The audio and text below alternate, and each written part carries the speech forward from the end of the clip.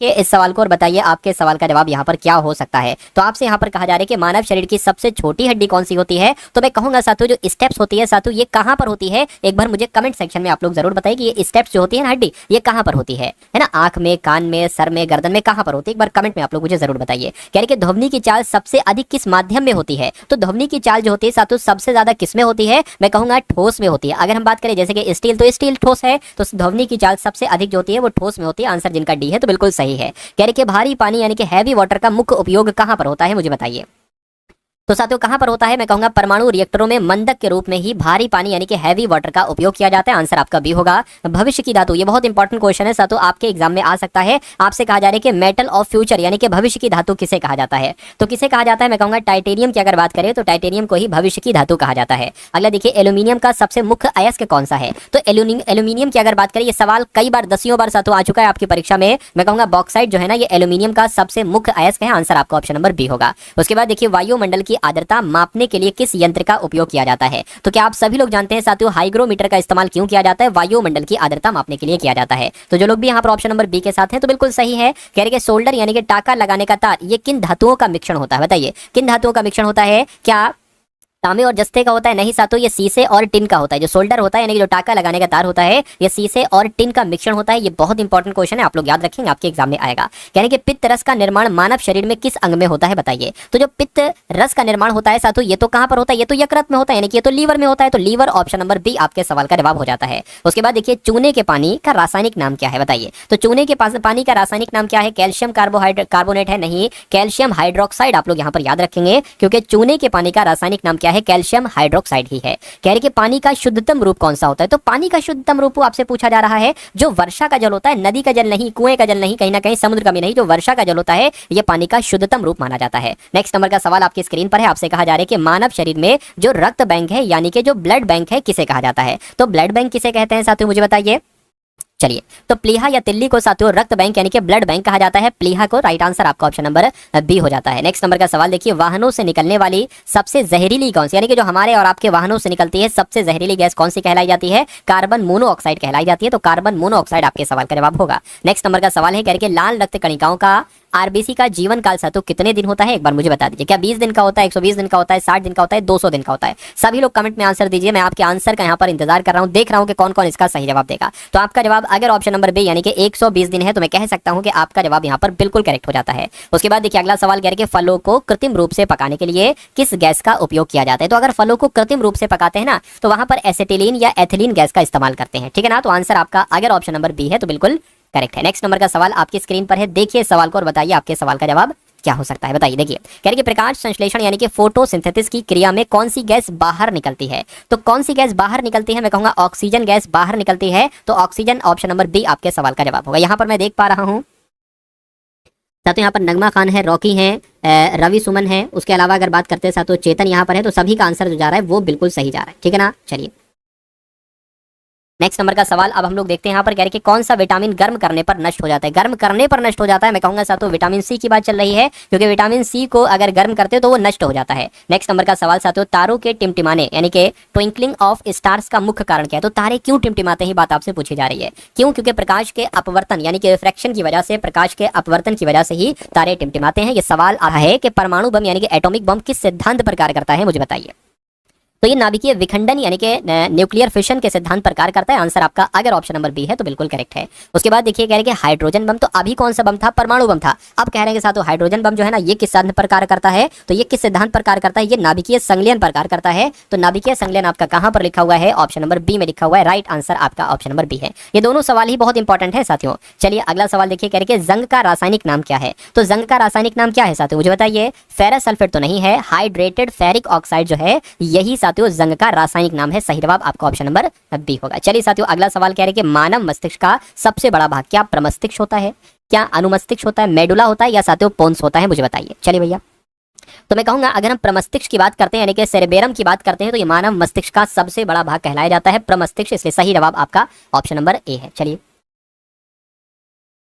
उसके बाद देखिए अगला सवाल कह रहे हैं कि धूप से हमें कौन सा विटामिन प्राप्त होता है। तो धूप से हमें कौन सा विटामिन प्राप्त होता है, फटाफट आप लोग बताइए। Vitamin A, vitamin B, vitamin C या सातों विटामिन डी। तो आपको ध्यान रखना है कि विटामिन डी की अगर बात करें तो विटामिन डी प्राप्त होता है। आंसर आपका डी होगा। किस तापमान पर सेल्सियस और फॉरेनहाइट स्केल का मान बराबर होता है? चलिए, क्या आपसे यहाँ पर साथियों कहा जा रहा है, देखिए आपको यहाँ पर ध्यान रखना है -40 डिग्री सेल्सियस की अगर हम बात करते हैं तो इस तापमान पर सेल्सियस और फॉरेनहाइट स्केल का मान बराबर होता है। आंसर आपका ऑप्शन नंबर बी होगा। सोने को घोलने के लिए किस मिश्रण का उपयोग किया जाता है? तो सोने को घोलने के लिए किस मिश्रण का उपयोग किया जाता है, या आपको ध्यान रखना है साथियों, एक्वारेजिया होता है, अम्लराज कहते हैं। सोने को घोलने के लिए साथियों इस मिश्रण का ही प्रयोग किया जाता है। ये बात आपको यहाँ पर ध्यान रखना है। कंप्यूटर की चिप्स बनाने में मुख्य रूप से साथियों किसका इस्तेमाल किया जाता है? एक बार कमेंट सेक्शन में मुझे बताइए, मैं आपके कमेंट देख रहा हूँ।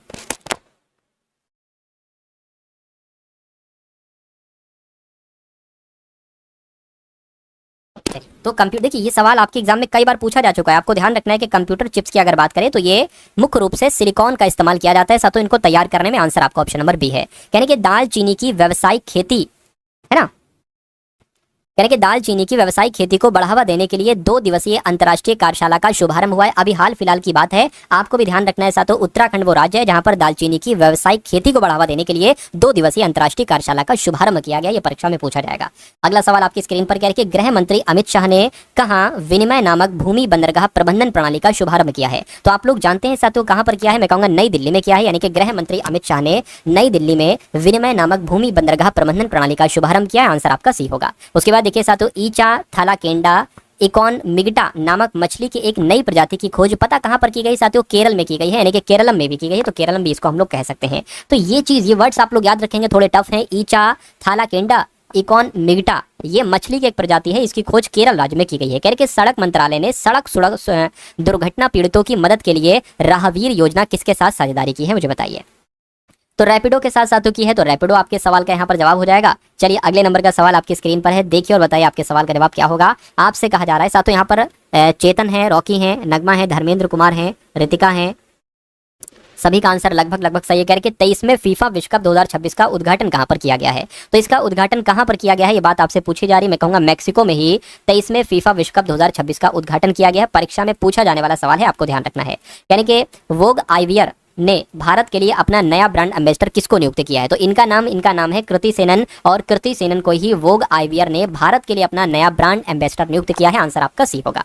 अगला सवाल आपकी स्क्रीन पर कह रहे हैं कि अंतर्राष्ट्रीय यात्रा के लिए भारत के इजी कनेक्ट मॉडल के तहत पहला शहर कौन सा बना है? तो उत्तर प्रदेश का वाराणसी की अगर बात करें तो अंतर्राष्ट्रीय यात्रा के लिए भारत के इजी कनेक्ट मॉडल के तहत पहला शहर वाराणसी बना है। तो वाराणसी आपके सवाल का जवाब होगा। नेक्स्ट नंबर का सवाल आपकी स्क्रीन पर है, कह रहे हैं कि केंद्र सरकार ने नागालैंड और किस राज्य के साथ कच्चे तेल और प्राकृतिक गैस अन्वेषण और उत्पादन के लिए समझौता किया है? तो आपका जवाब साथियों यहाँ पर असम हो जाएगा। क्यों असम हो जाएगा? क्योंकि केंद्र सरकार ने नागालैंड और असम राज्य के साथ कच्चे तेल और प्राकृतिक गैस अन्वेषण और उत्पादन के लिए समझौता किया है। महिलाओं की सुरक्षा के लिए सिंगापुर विशेष कार्यबल को किस राज्य में शुरू किया गया है? तो ये भी अच्छा सवाल है, पूछा जा सकता है आपके एग्जाम में। महिलाओं की सुरक्षा के लिए सिंगापुर विशेष कार्यबल को तमिलनाडु राज्य में शुरू किया गया है। आंसर आपका ऑप्शन नंबर सी होगा। कहने कि अहमदाबाद में आयोजित वर्ल्ड योगासन चैंपियनशिप 2026 में किसने अपना पहला स्थान हासिल किया है? तो ये मोस्ट इंपॉर्टेंट क्वेश्चन है। एक तो साथियों भारत आपके सवाल का जवाब होगा, और अहमदाबाद में आयोजित वर्ल्ड योगासन चैंपियनशिप 2026 में किसने? तो भारत ने पहला स्थान हासिल किया है। मैं कहूंगा मोस्ट इंपॉर्टेंट क्वेश्चन है, आप लोग इसको ध्यान रखेंगे अच्छे तरीके से। अगला सवाल आपकी स्क्रीन पर है, कहा जा रहा है कि एफआई बेस्ट बैंक्स अवार्ड्स 2026 में बैंकर ऑफ द ईयर पुरस्कार किसको दिया गया है? तो यहां पर अगर बात करते हैं साथियों, के सत्यनारायण राजू इनका नाम है, और एफआई बेस्ट बैंक्स अवार्ड्स 2026 में बैंकर ऑफ द ईयर पुरस्कार साथियों सत्यनारायण राजू को दिया गया है। तो आपको ध्यान रखना है साथियों, अच्छा सवाल है ये भी। नेक्स्ट नंबर का सवाल आपकी स्क्रीन पर है, देखिए सवाल को और बताइए आपके सवाल का जवाब क्या होगा। आपसे कह रहे कि किस राज्य के जीआई टैग प्राप्त तेजपुर लीची की पहली खेप दुबई और सिंगापुर निर्यात की गई है, बताइए।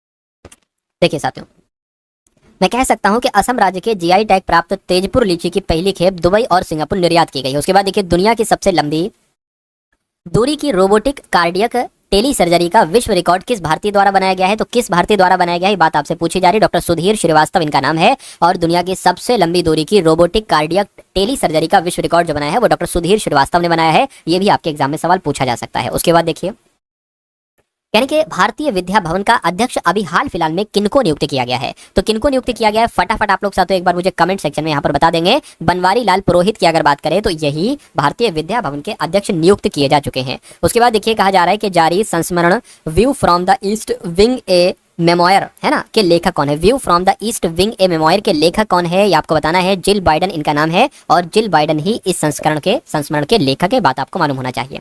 अंतर्राष्ट्रीय वृक्ष कृषि सम्मेलन ये कहां पर शुरू हुआ है? तो पता साथों कहां पर शुरू हुआ है? ये इंदौर में शुरू हुआ है ना। अंतर्राष्ट्रीय वृक्ष कृषि सम्मेलन कहां पर शुरू हुआ है? इंदौर में शुरू हुआ है। आंसर आपका ए होगा। भारतीय नौसेना के किस लेफ्टिनेंट कमांडर को शौर्य चक्र से सम्मानित किया गया है? यहाँ पर अगर हम लोग बात करते हैं तो सूरज प्रसाद आपका जवाब हो जाएगा। क्यों? क्योंकि भारतीय नौसेना के किस लेफ्टिनेंट कमांडर को शौर्य चक्र से सम्मानित किया गया है? तो सूरज प्रसाद को किया गया है। उसके बाद देखिए कह रहे कि जारी सिपरी की रिपोर्ट के अनुसार भारत में परमाणु हथियारों की कुल संख्या कितनी हो गई है? तो पता साथियों कितनी हो गई है बात आपको मालूम होना चाहिए। 190 हो गई है। तो 190 आपका जवाब हो जाएगा। भारत में परमाणु हथियारों की कुल संख्या 190 हो गई है। अगला सवाल देखिए कहां वन्यजीव अपराधों के मैनेजमेंट के लिए डिजिटल सिस्टम हॉक को लॉन्च किया गया है? यानी कि HAWK को लॉन्च किया गया है। तो आपको मालूम होना चाहिए केरल आपके सवाल का जवाब होगा। केरल में वन्यजीव अपराधों के मैनेजमेंट के लिए डिजिटल सिस्टम हॉक को लॉन्च किया गया है।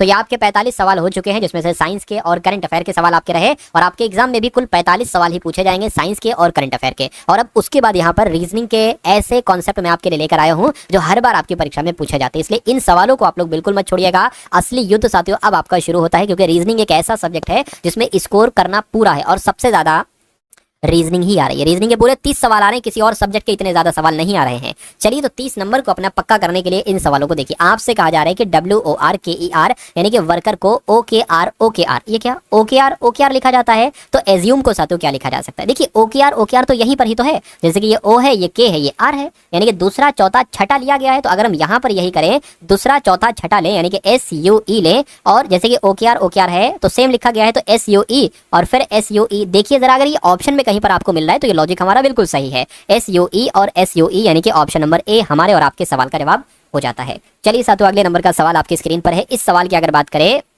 देखिए ये कुछ इस तरह से है ना। समझ गए साथियों क्या मैं कहना चाह रहा हूँ? ये कुछ इस तरह से। अब बताइए जैसे कि 49 169 361 25 121 289 तो 981 तो यहाँ पर कौन सा नंबर आएगा? बस इतनी सी बात आपको बताना। देखिए अगर हम बात करते हैं साथियों यहाँ पर ये 7 का स्क्वायर है, ये 13 का स्क्वायर है, ठीक है ना, 13 का स्क्वायर है। अगर हम यहाँ पर बात करते हैं तो ये तो साथियों 19 का स्क्वायर हो गया। कितने का स्क्वायर हो गया? मैं कहूंगा ये तो 19 का स्क्वायर हो गया। ठीक है भैया,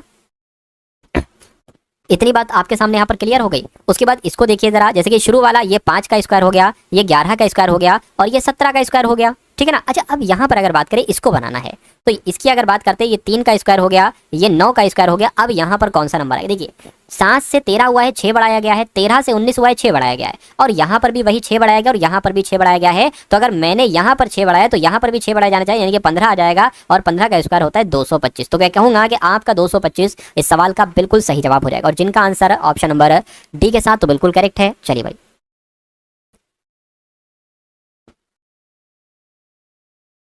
हाँ बताइए क्या पूछ रहे हैं आप लोग? सर PDF में सारे क्वेश्चन आंसर मिलेंगे क्या जो एग्जाम में आते हैं, यानी कि रीजनिंग GK GS मैथ जो पेपर में है? देखिए ऐसे एक्सपेक्टेड इंपॉर्टेंट क्वेश्चन आपको दिए जा रहे हैं साइंस के, रीजनिंग के, मैथ्स के, करंट अफेयर के, जो एग्जाम के लिए बहुत इंपॉर्टेंट है, इसलिए उस चीज को आप लोग साथ यहाँ पर जरूर देख लीजिएगा एक बार। चलिए 729 नहीं है भाई, है ना, 729 नहीं है, 225 यहाँ पर आएगा। अगला सवाल आपकी स्क्रीन पर है कि कथन है और निष्कर्ष है। आपसे यहाँ पर कहा जा रहा है कि कुछ चूहे वेल हैं। तो मान लीजिए साथियों कुछ चूहे वेल है, ये हमने यहाँ पर क्या हो गए, ये चूहे हो गए और कुछ चूहे यानी कि इतने चूहे क्या हो गए साथियों, इतने चूहे यहाँ पर वेल हो गए। उसके बाद कहा जा रहा है कि सभी वेल कुत्ते हैं। तो ये सभी के सभी वेल क्या हो गए साथियों, सभी के सभी वेल यहाँ पर कुत्ते हो गए। ठीक है, अब निष्कर्ष को पढ़िए और बताइए कौन सा सही है कौन सा गलत है। कुछ चूहे कुत्ते हैं, तो कुछ चूहे कुत्ते हैं बिल्कुल साथियों, इतने चूहे कुत्ते, ये बिल्कुल सही हो जाएगा। कुछ कोई चूहा कुत्ता नहीं है, कोई चूहा कुत्ता नहीं, ये बात गलत है क्योंकि कुछ चूहे कुत्ते हैं, तो ये गलत है, यानी कि पहला वाला आपका निष्कर्ष बिल्कुल सही हो जाएगा। ठीक है ना, तो आंसर आपका ए होगा। अगला सवाल आपके स्क्रीन पर है। आपसे यहाँ पर कहा जा रहा है कि 9 है, 20 है, 42 है, 75 है, तो उसके बाद कौन सा नंबर आ सकता है, एक बार आप लोग मुझे बता दीजिए। चलिए भाई देखिए इसमें देखा जाए तो है कुछ नहीं, है ना, एक नंबर सीरीज है, वो भी बहुत आसान सी है। तो मुझे बताइए जरा एक बार क्या यहाँ पर हो सकता है। देखिए 9 से अगर हम 20 पर जाएं तो कितना बड़ा है, 11 बड़ा है। 20 से 42 पर जाएं कितना बड़ा है साथियों, 22 बड़ा है। यहाँ पर कितना बड़ा है, 3, और यहाँ पर भी 3। ये तो 11 का पहाड़ा चल रहा है भाई साहब। 11 कम 11, 11 दूना 22, 11 3 33, तो 11 चौक 44 आ जाएगा। तो 75 और 44 कितना होता है, मैं कहूँगा 119 होता है। और अगर 119 हमें ऑप्शन में मिल गया तो ये लॉजिक हमारा बिल्कुल सही हो जाएगा। 119 कहाँ पर लिखा हुआ है, 119 आपका ऑप्शन नंबर डी में लिखा हुआ है। ठीक है ना, चलिए, तो बेहतरीन बेहतरीन कॉन्सेप्ट मैं आपके लिए साथों लेकर आया हूँ जो आपके एग्जाम में आपसे पूछे जाएंगे। अब आपसे यहाँ पर क्या कहा जा रहा है, बहुत ध्यान से इस सवाल को आप लोग देखिए और फटाफट आप लोग मुझे बताइए आपके सवाल का जवाब क्या है। कह रहे कि उस विकल्प का चयन करें जो दर्पण के दाएं ओर रखे जाने पर शब्द की दी गई दर्पण छवि को सर्वाधिक मेल खाता है। बताइए साथों, आपका काम है फटाफट एक बार मुझे बताइए।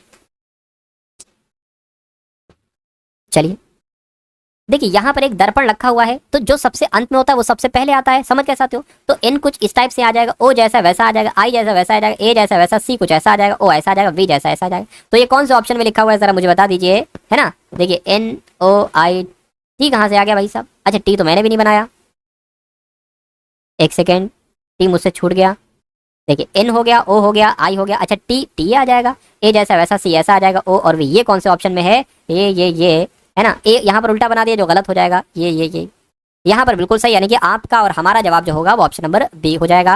नेक्स्ट नंबर का सवाल देखिए, कह रहे कि इस चारों में से अलग कौन सा है, असंगत कौन सा है? तो कोलंबिया है, कनाडा है, एशिया है, चीन है। देखिए कोलंबिया एक देश है, कनाडा एक देश है, लेकिन एशिया एक देश नहीं है, ये महाद्वीप है। तो कुल मिला के सबसे अलग जो होगा वो आपका ऑप्शन नंबर सी वाला हो जाएगा। उसके बाद देखिए अगला सवाल है, आपसे कहा जा रहा है कि सर्किल सर्किल को यहाँ पर 50 लिखा जाता है, तो क्या लिखा हुआ एलगाई को यहाँ पर सातों क्या लिखा जा सकता है? तो हम कोशिश करते हैं, प्लेस वैल्यू को प्लस तो नहीं किया गया है, जैसे कि सी 3 पर आता है, आई 9 पर आता है, आर 18 पर आता है, सी 3 पर आता है, एल आपका 12 पर आता है, ई आपका 5 पर आता है। तो इसको प्लस कीजिए सातों आप लोग, ये और ये 27 हो जाएगा, ये 30 हो जाएगा, 30 और कितना हो जाएगा, 30 और आपका ये कितना हो जाएगा, 45 हो जाएगा, 50 पूरा पूरा 50 आया और यहाँ पर भी 50 लिखा हुआ है। तो बस इनको प्लेस वैल्यू को प्लस करना है, जैसे कि एक एल आता है 12 पर, जी आता है 7 पर, ए 1 पर आता है, ई 5 पर आता है, ठीक है ना। तो 12 1 13 7 20 20 और 6 कितना हो जाएगा, 26 हो जाएगा। तो 26 कौन सा ऑप्शन में? 26 आपका तो ऑप्शन नंबर सी वाले में। तो जिनका आंसर ऑप्शन नंबर सी के साथ है तो आपका आंसर बिल्कुल सही हो जाएगा। साथों वीडियो को लाइक नहीं किया है तो वीडियो को एक बार लाइक आप लोग जरूर कर दीजिए, है ना। चैनल पर नए हैं, चैनल को सब्सक्राइब करके बेल आइकन पर क्लिक कर दीजिएगा। और अगले नंबर का सवाल आपकी स्क्रीन पर आ चुका है जो कि बहुत शानदार है। कह रहे कि एक व्यक्ति उत्तर दिशा की तरफ देख रहा है, तो वो मान लीजिए इस तरफ देख रहा है, उत्तर की तरफ। यानी कि 101 बार दक्षिणावर्त, दक्षिणावर्त का मतलब क्या होता है? क्लॉकवाइज, यानी कि जैसे घड़ी की सुइयां चलती हैं, घड़ी की सुइयां चलती, इनको दक्षिणावर्त कहते हैं। एक शब्द होता है साथियों वामावर्त। वामावर्त क्या होता है? घड़ी की सुइयां जैसे चलती हैं उसके अपोजिट, अगर उसके उल्टी सुइयां चल रही तो उसको वामावर्त कहा जाएगा। तो कुल मिला के अगर दक्षिणावर्त घूमने पर उसका मुंह अब किस दिशा में होगा? 101 बार घुमाना है, तो हम इतने बेवकूफ थोड़ी ना है कि इसको 101 बार घुमाएंगे। मुझे इतना पता है कि अगर इसको 100 बार आप घुमाओगे तो इसका मुंह उत्तर दिशा में है, उत्तर दिशा में ही आ जाएगा। समझ गए? उत्तर दिशा में ही आ जाएगा। अब देखिए कहने का मतलब ये है, इधर अगर आप आ गए तो ये एक बार घुमा दिया, इधर आ गए तो ये दोबारा घुमा दिया, समझ गए ना। तो अब देखिए 100 बार में यहीं पर आ जाएगा, 101 बार में तो यहाँ पर आ जाएगा, यानी कि अब इसका मुंह पूर्व दिशा की तरफ आ जाएगा। तो पूर्व दिशा की तरफ आ जाएगा तो पूर्व आपके सवाल का जवाब हो जाता है। अगला सवाल आपकी स्क्रीन पर है, देखिए सवाल को और बताइए आपके सवाल का जवाब क्या होगा। कहा जा रहा है कि 6 मित्र हैं, पंकज हैं, काजी हैं, रोहित हैं, सनी हैं, तबरेज हैं, मनोरंजन है। एक षटभुजाकार मेज के चारों ओर केंद्र की ओर मुंह करके बैठे हुए हैं। तो बना लेते हैं साथियों षटभुजाकार मेज, है ना। षटभुजाकार मेज यहाँ पर हमने एक बना ली। अब आपसे यहाँ पर कहा जा रहा है कि पंकज मनोरंजन के बाएं दूसरा बैठा है, काजी रोहित और सनी का पड़ोसी है, तबरेज सनी के बाएं दूसरे स्थान पर बैठा हुआ है। तो अगर हम पंकज और मनोरंजन से स्टार्टिंग करते इस सवाल की, तो पंकज और मनोरंजन आगे नहीं हमें मिलेंगे। अगर हम यहाँ पर सनी को देखते हैं, सनी यहाँ पर भी है, सनी यहाँ पर भी है, तो सनी से स्टार्टिंग करेंगे, जो नाम 2 बार होगा वहां से स्टार्टिंग करते हैं। तो सनी के बाएं दूसरा तबरेज है, तो सनी को आप कहीं पर बैठा दो, आंसर एक आएगा। सनी मान लीजिए यहां पर है, तो सनी, अच्छा सभी का मुंह केंद्र की तरफ है, सनी के बाईं ओर कौन है? तबरेज है, ठीक है ना। सनी के दूसरा बाएं कौन है? तबरेज है, तो एक स्थान ये हो जाएगा, दूसरा स्थान ये हो जाएगा, तबरेज जी यहां पर बैठ जाएंगे। अब देखिए आपसे कहा जा रहा है कि सनी यानी कि काजी जो है ना रोहित और सनी का पड़ोसी है, रोहित और सनी का। अब देखिए रोहित और सनी, तो रोहित यहां पर तो आएगा नहीं, रोहित यहां पर आ जाएगा, क्योंकि कहा जा रहा है कि रोहित और सनी का पड़ोसी कौन है? काजी है, तो काजी यहां पर आ जाएगा। क्योंकि अगर रोहित यहां पर रखते, अगर इधर हम रोहित को बैठाते फिर तबरेज को हटाना पड़ता। चलिए आपसे फिर यहाँ पर एक चीज कह गई थी कि पंकज मनोरंजन के बाएं बैठा हुआ है, तो पंकज जो है ना मनोरंजन के बाएं बैठा है। अब एक ही यहाँ पर चीज है कि मनोरंजन को अगर यहाँ पर बैठा लें तो पंकज जो है ना मनोरंजन के बाएं दूसरा बैठा हुआ है, दूसरा यहाँ पर बैठ जाएगा, तो यहाँ पर पंकज जी आ जाएंगे। आपसे कहा जा रहा है कि काजी के बाएं चौथा कौन है? तो काजी ये है, काजी के बाएं चौथा कौन होगा? 1 2 3 4, काजी के बाएं चौथा पंकज होंगे, तो पंकज आपके सवाल का जवाब होगा। और जिनका आंसर ऑप्शन नंबर ए के साथ था तो बिल्कुल करेक्ट आपका आंसर हो जाता है। उसके बाद देखिए अगला सवाल आपकी स्क्रीन पर है, आपसे कहा जा रहा है कि मदर टेरेसा का संबंध शांति से है, ठीक है भैया। तो रविन्द्रनाथ टैगोर का संबंध किससे होगा? एक बार कमेंट सेक्शन में आप लोग मुझे बता दीजिए। देखिए बताइए साथियों फटाफट, मैं आपसे यहाँ पर सुनना चाहता हूँ कि आपके सवाल का जवाब होगा। देखिए यहाँ पर अगर बात करें, जिसके मदर टेरेसा को शांति के क्षेत्र में पुरस्कार मिला था, है ना, नोबेल पुरस्कार मिला था, रविन्द्रनाथ टैगोर को साहित्य के क्षेत्र में नोबेल पुरस्कार मिला था, तो आंसर इस प्रकार आपका जो जाएगा वो ऑप्शन नंबर सी के साथ जाएगा। उसके बाद देखिए साथियों, आदर करना, प्रार्थना, प्रशंसा, श्रद्धांजलि देना, सिफारिश करना, अनादर करना या गुणगान करना। बताइए, देखिए प्रशंसा कहीं ना कहीं मुझे लग रहा है ये दोनों समानार्थी शब्द हैं। आदत करना या उनकी प्रार्थना करना एक से शब्द हैं। तो प्रशंसा करना मतलब तारीफ करना, तो श्रद्धांजलि तो नहीं कह सकते।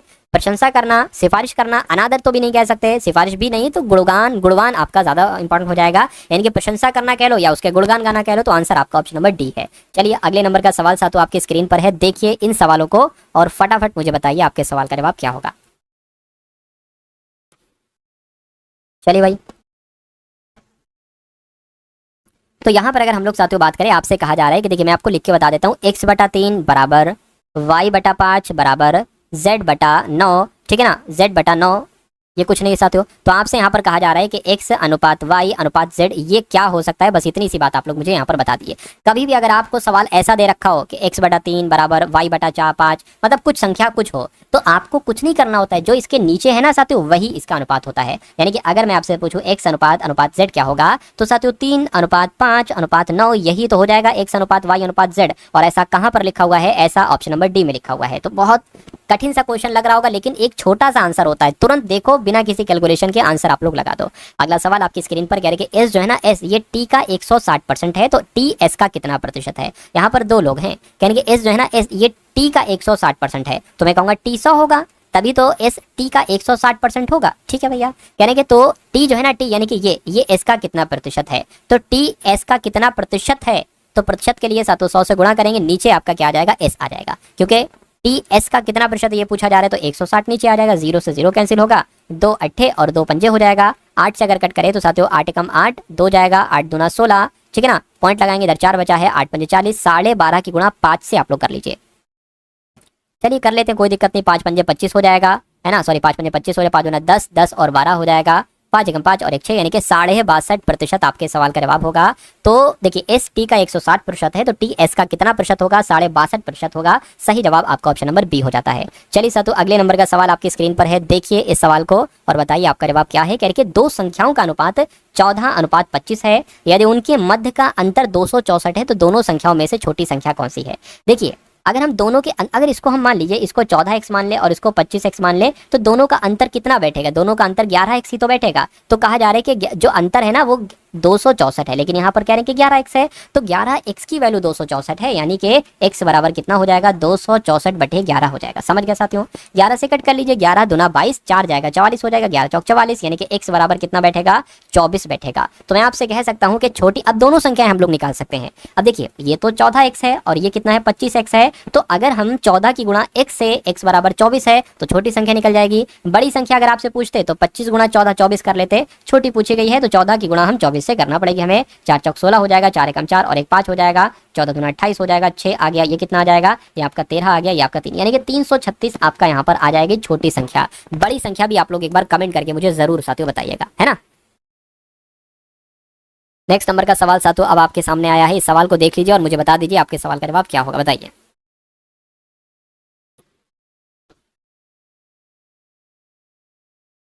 आपसे यहाँ पर कहा जा रहा है कि 14,000 रुपए की एक राशि है, 3 वर्षों के लिए चक्रवृद्धि ब्याज पर उधार दी जाती है, ब्याज का संयोजन वार्षिक है, यदि ब्याज की दर 10% है तो चक्रवृद्धि ब्याज कितना होगा, ये बात आपको बताना है। सबसे पहले मैं आपको एक बात बता देना चाहता हूँ, चक्रवृद्धि ब्याज आखिर होता क्या है।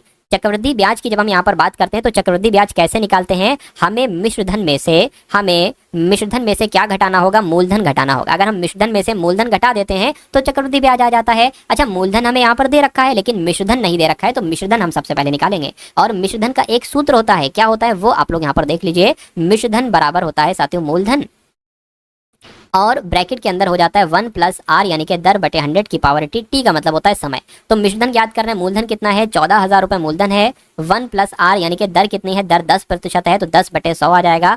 टी मतलब समय, समय कितना है तो 3 वर्ष का है, तो यहाँ पर 3 आ जाएगा। समझ गए इतनी बात साथियों। चलिए उसके बाद देखिए 0 से आपका ये 0 कैंसिल हो जाएगा। अब 1 प्लस में है तो क्रॉस ये क्या होगा, 1 + 1/10, ठीक है ना। तो 10 एकम 10, 10 और 11 यानी कि 11/10 आ जाएगा। 11/10 देखिए अब इसके ऊपर क्यूब है, यानी कि ये 3 बार हमें लिखना पड़ेगा। 11/10 गुणा 11/10 और गुणा 11/10। अच्छा ये गुणा में इधर क्या चल रहा है, ये 14,000 चल रहा है अपना। और ये हम निकाल क्या रहे हैं, हम निकाल रहे हैं साथियों मिश्रधन यहाँ पर निकाल रहे हैं। देखिए 0 से ये 0, इस 0 से ये 0 और इस 0 से ये 0 कैंसिल हो जाएगा। समझ गए साथियों, इतनी बात को मेरी समझ गए आप? अगर समझ गए तो बहुत अच्छी यहाँ पर बात है। चलिए भैया, अच्छा आपको क्या क्यूब याद है ना? अगर आपको क्यूब याद है तो 11 का बताइए साथियों कितना होगा। 1331 होता है, तो 11 गुणा 11 गुणा 11 कितना हो जाएगा साथियों, ये आपका 1331 हो जाएगा। और गुणा 14 करिए, तो इनको कैलकुलेट करिए साथियों।